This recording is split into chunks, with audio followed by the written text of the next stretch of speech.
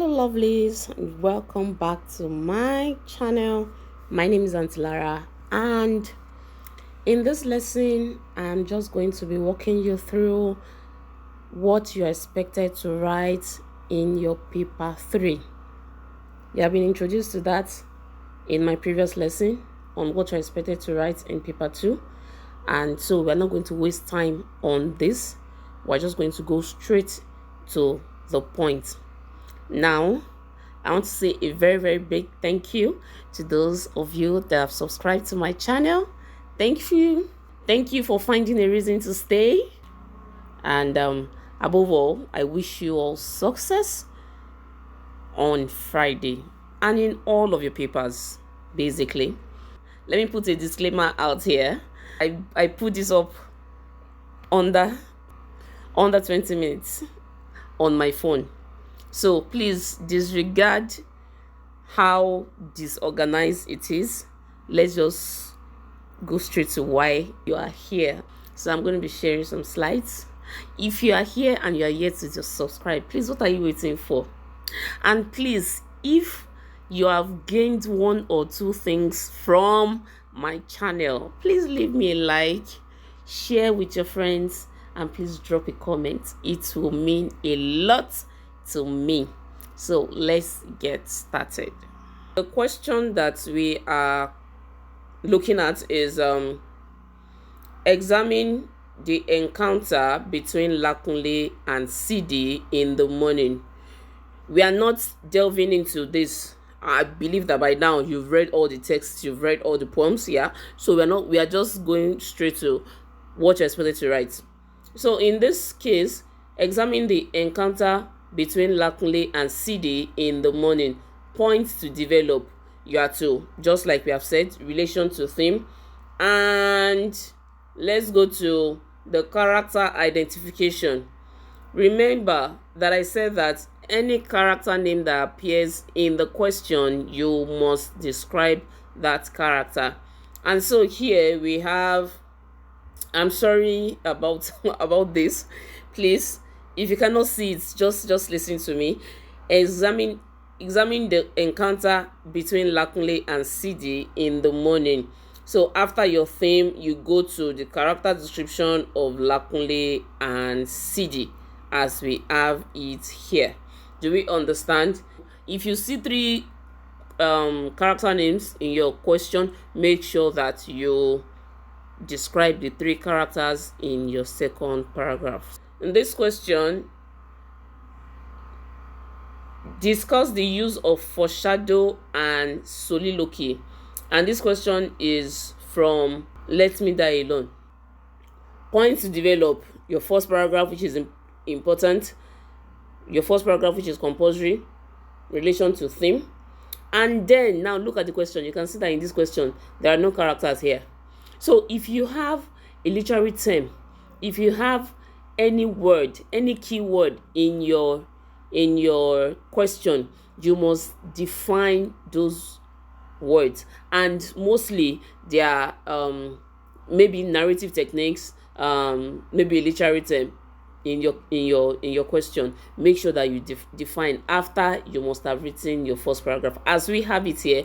See, discuss the use of foreshadow and soliloquy.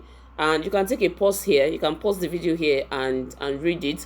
Okay. And so the first is relation to theme, and then we have the second compulsory paragraph. We have definition and explanation of foreshadow and soliloquy. So here you define soliloquy, and you define foreshadow.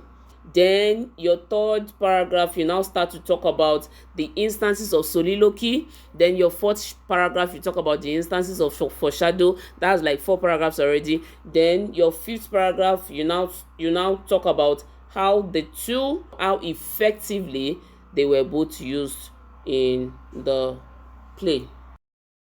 So this question is on poetry. For those of you that have been asking me to share the math scheme, what is expected for poetry, so please pay attention. Consider the use of alliteration, assonance, and repetition in Black Woman. Now, you might have 3 or you might have two. The first paragraph will be about the theme, as you already know. Then the second paragraph will be on the definition of each of these terms. The definition of each of these terms. Please don't get it twisted. Your first paragraph will be on the central theme. Your second paragraph will be on definition and explanation of the terms. So in your second paragraph, you are explaining alliteration, you're explaining assonance, you're explaining repetition. In your subsequent paragraphs, you will now pick each of these literary terms one after the other and bring out examples from the poem. This question, I always pray that my students would come across this question, because it is very, very easy and straightforward. Like, it is easy peasy banana squeezy, or what you people call it, right? So it is very easy only for those that have learnt the poem. Just imagine that I already know Black Woman by heart. So that means that I can easily just bring out all of these literary terms. That's what they need from you. So I have like 4 paragraphs already that are intact. So you have instances of alliteration, then you start to bring it out. After the instance, please write the significance, right? So as we have it here, we have the wo as in woman, we have the k as in clothes, color, we have the h as in high, heart, like that. Then you now talk about the significance.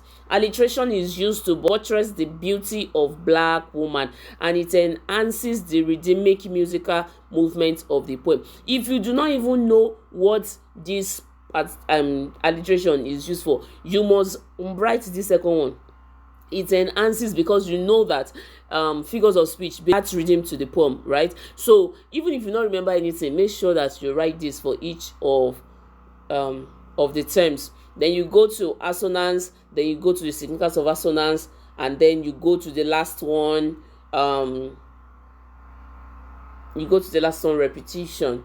I just don't want to disappoint. Really, I've been really busy, and I know that regardless, those that actually ask for this, it would they will appreciate it. Yeah, so please bear with me that it is not coordinated.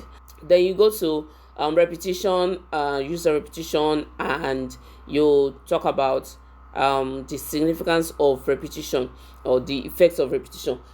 Your last paragraph is where you now talk about the overall effect of the 3 literary terms. And of course, the overall effect is that it adds musicality and it adds rhythm to the poem. Let's go to what you are expected to write. For drama, candidates are to develop 5 points, including 1 and 2, where applicable, to earn 25 marks. Each score point earns up to 5 marks. Award marks for all correct points given for each question, even if the points are more than 5. Record marks for only the best 5 points.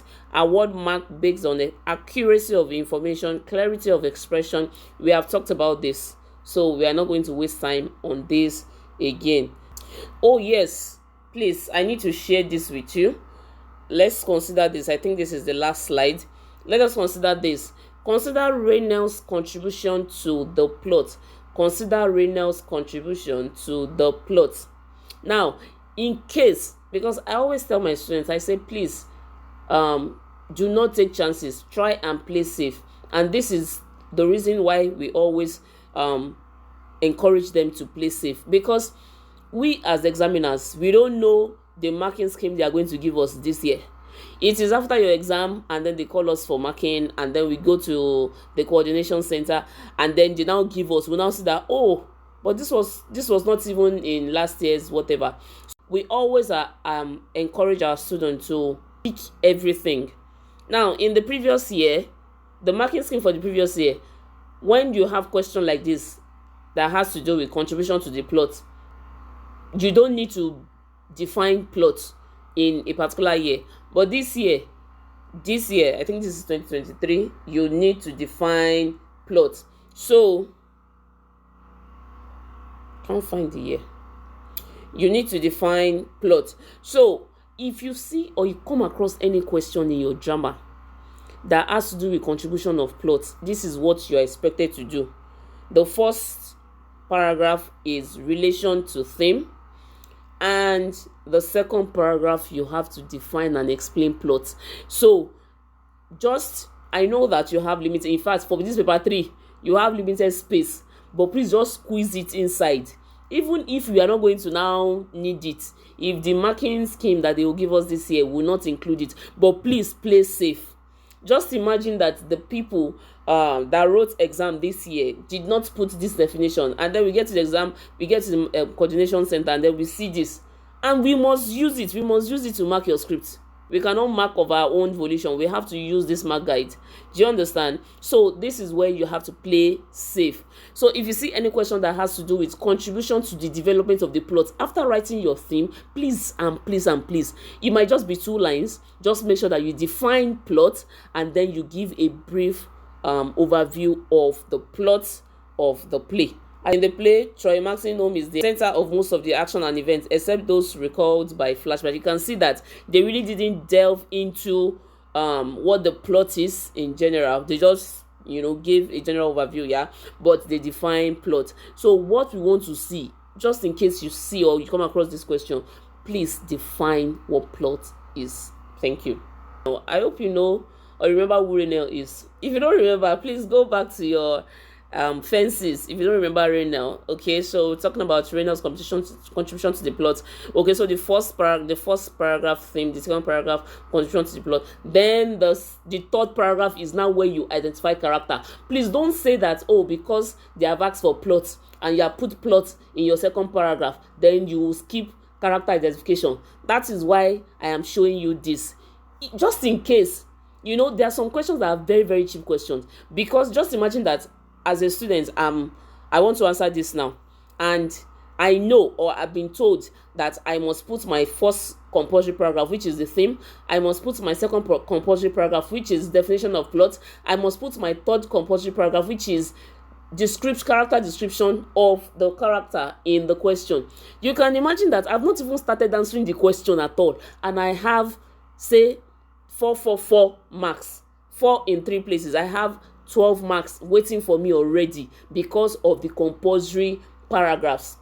Do you understand? So now in my 4th and in my 5th and then in my 6th probably, then I will now start talking about the contribution. In this case, we as examiner, we need to see these 3 compulsory paragraphs before we now say, okay, what are you now saying about? Do you understand what is? So imagine that even if you don't, let's say you don't even know how Raynell contribute to, or how whichever character you are giving contribute to the development of the plot, and you have given us 3 compulsory paragraphs already, you can't score 0. It's not possible.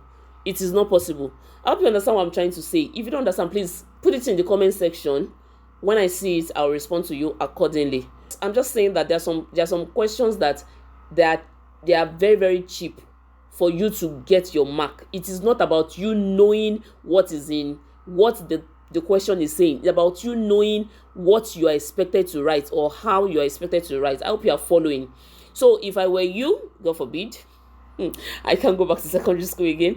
Now, if I were you, I will pick this kind of question. Why? Because I have 3 compulsory paragraphs that is not even related to the question at all. So even if I have limited knowledge about the character, at least I have given 3 compulsory paragraphs. Then my 4th and 5th and 6th, then I can start looking at what to write. We have Raynell identification of character in your 3rd paragraph. Then your 4th paragraph, events before Raynell integration into Maxine's family. Now note, let's say look back in anger now. Let's say they ask you, what is Helena's contribution to the development of the plot? You are expected to write the theme, all right, of the play. You're expected to define plot. You're expected to describe Helena, and then you're expected, because that character did not start from the beginning, was not introduced from the beginning of the play, you will now tell us what happened before Helena joined or Helena was introduced into the play. This is what we have here. Raynell was introduced later. So you now have events before Raynell's integration into Maxine's family. Now, let's just say Helena now. You now say events before, like what are the things that happened before Elena was introduced into the plot, and then you start to write, right? Then your next paragraph is now when you now talk about how that character contributes to the development. Okay, so what are the things that the character added to the plot? Without, if you remove that character, would the plot still make sense? Was adding that character necessary? In what way? That is what we need in your paragraph 5, and that's it. You have your full marks. There's some question like this, like I always pray that let them just set this question, because it's cheap score. Characters, there's some characters that were not introduced in from beginning of the play, and when you have question like this, it's those kind of character that they will give you. And then all you need to do in your 4th paragraph is like, what happened before the character was introduced? And your 5th paragraph, you're like, okay, what if you remove this character? Will this plot still make sense? Will this play still make sense? What are the things that this character has added to the plot to make it make sense? And you're good to go. If you still have any question or you need any clarification, let me know in the comment section. This is me saying thank you to all of you that have subscribed to my channel already. And if you're yet to subscribe, please do me a favor by subscribing. Auntie Lara is wishing you all success this coming Friday and in all of your papers, right? And I'll be happy to hear from you all after you have checked your results. Pray that you know what to write, and you write the mind of the examiners in Jesus' name. Bye.